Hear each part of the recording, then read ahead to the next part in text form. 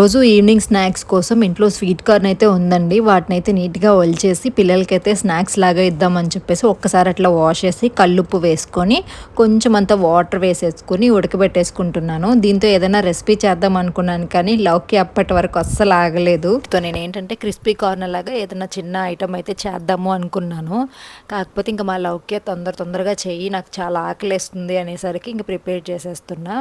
So ఇంకా ఇంట్లో పనంతా అయిపోయిందండి. ఒకవైపు టీ కూడా పెట్టుకున్నాను.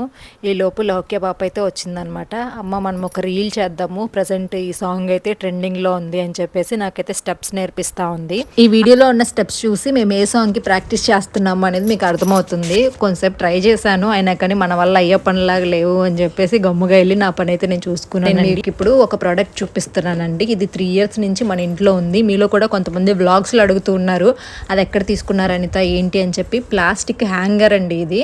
సో ఒక మనకేంటంటే బంచ్ లాగా కిందకి హ్యాంగ్ అవుతూ ఉంటుంది అనమాట. రియల్ ప్లాంట్ లాగానే కనిపిస్తుంది.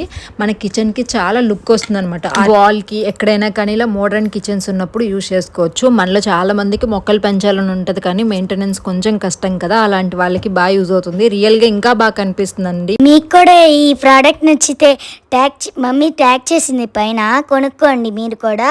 అంతలోపే నా స్వీట్ కార్న్ కూడా రెడీ అయిపోయింది, ఇంకా నేను తినేస్తాను. ఈ వీడియో నచ్చితే చిన్న లైక్ చేసేయచ్చు కదా ఫ్రెండ్స్. బాయ్. నేను ఇక్కడ వచ్చేసి స్టెప్స్ ప్రాక్టీస్ చేస్తున్నాను.